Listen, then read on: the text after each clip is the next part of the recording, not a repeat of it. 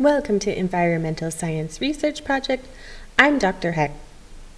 Today I'm talking about what is science. J.B.S. Haldane said, "Science is vastly more stimulating to the imagination than the classics." Albert Einstein said, "Imagination is more important than knowledge, for knowledge is limited." So when we're talking about what is science, it's exciting, it's stimulating, it fires up your imagination. Let's talk about the mechanics and how to do scientific research with the hopes of helping you achieve great results for your environmental science research project. So if you generally want to know what something is, many of you might start looking at Wikipedia. Wikipedia says that science is a systematic enterprise that builds and organizes knowledge in the form of testable explanations and predictions about the universe. So science is systematic. We come up with a plan, a hypothesis, we perform experiments to test that hypothesis, and then we analyze the data. And in this way, we're able to build knowledge and also test predictions. So we can come up with models that should predict how the world works, and then we can test them and see if the predictions match our observations. In Wikipedia, you can also easily change to another language. We're in Germany, so let's have a look. In German, the term for science is Wissenschaft. Wissen means knowledge, and Schaft means to make something, so to create knowledge. I also want to point out one thing in this English Wikipedia article. So here, when we read this sentence about science, it's a systematic enterprise. We see at the end, there's three numbers, 2, 3, and 4, and in the middle, there's the number 1. In science, it's rare that we come up with an original idea all on our own. But science is a lot about taking existing knowledge and pushing it a tiny step forward so that we understand things a little bit better. We see a new aspect of the problem. And for this reason, documenting the contributions and the ideas of others is extremely important when we're doing scientific research. So keep in mind, when you write even a basic science like this, what is science? You'll cite a number of other references where you've gotten these words and ideas from. And if we look at the references here in Wikipedia, we'll see, for instance, this book by Wilson, Consilience, The Unity of Knowledge. Or here, from Heilbronn, Preface, The Oxford Companion to the History of Modern Science. We also see as a citation from Merriam-Webster. It's a little bit untypical that in scientific writing that you'll actually quote such general references as just a dictionary. But usually it's preferable to go to at least the level of textbooks to take up these terms, or in some cases, yeah. Okay, so let's say I'm doing my research and I run into, these references, and Wikipedia is not a great thing to cite when I'm writing. No one does this. And we can see that even the knowledge contained in Wikipedia, that it comes from somewhere else. It's not something that Wikipedia invented. So maybe I want to look up this book from Wilson. And if I want to do that at the Otto-von-Guericke University, we can go to the library website located at ub.ovgu.de. And let's look for this book called Consilience.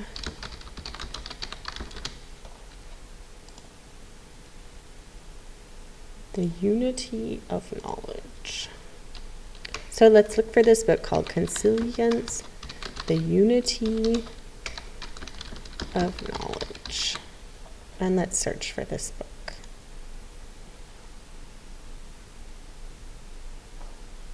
Okay, we see some entries here. And if we look at this, this is the title we're looking for, but we'll see it's in the New York Review of Books. So if I go to look at this reference, it's actually just going to be a review of the book I'm looking for. And this is the same thing here in the London Review of Books and the London Times. So I don't see that our library actually has access to this book. Okay, this makes things a little more difficult for us, but we never give up. If we want books, we find a way to get them. And there are libraries all around the world, and their goal is to make this knowledge available to us. So I want to show you how to access literature that might be a little bit more difficult to find. And here on the library website, you can go to the Library Catalog OPAC. And here we're going to look in the GBV databases. So this last link here, GBV databases. And here the first link, the GVK, the general, whatever, Gemeinsamer Verbundkatalog, the whatever, common catalog.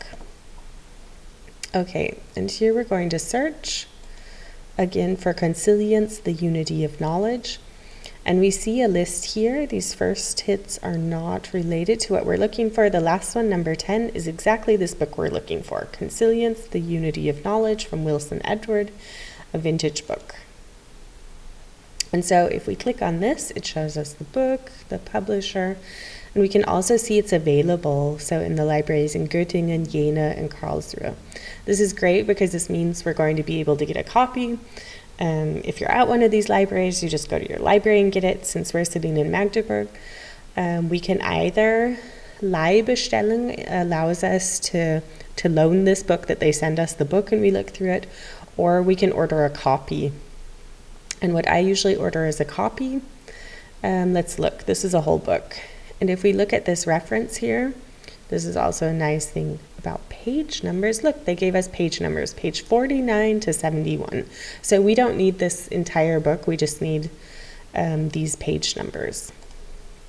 So let's click on Leihbestellung that we want, or wait, no, let's click on Kopiebestellung. We'd like a copy of some specific pages from this book. I'm going to give in my account number for the library and the password and log in. If your account is not activated, then talk to the people at the library. They're happy to help you out. And I think you need a certain number of credits for these kind of loans. But just talk to the library and they'll help you out, or talk to the person supervising your master's thesis or your professor and say you'd really like a copy. So I get access to these things, and my employer, the university, my institute, is paying these costs. Okay, so for this option, we need to give them some extra information, and we're going to want to at least give them these page numbers, 49 to 71. And the rest they have, this is a book.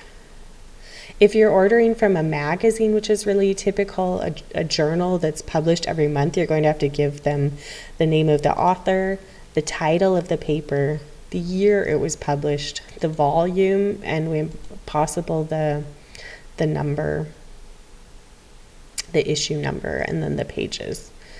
And you can enter some comments here. You can say, okay, you're willing to pay up to €8, or you don't want to pay any costs. So I'm going to pick the second option. And here I'll fill in my information about where they can send this to. So my name, my address here at the university,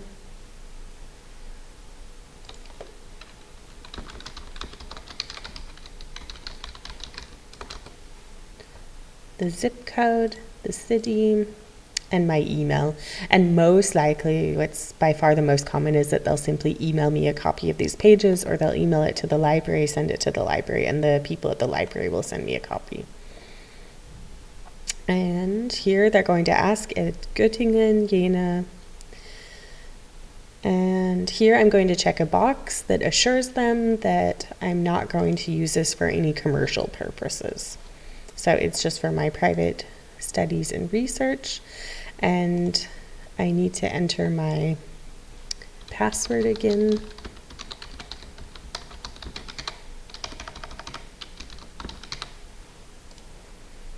I need to enter my account password again.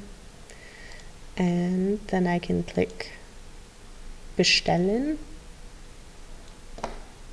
And when I click this, it orders it. So here I now have 49 units instead of 50 units for ordering things, and I have ordered a copy of these pages from this book. So when you're looking for literature, the library, the website is your best friend.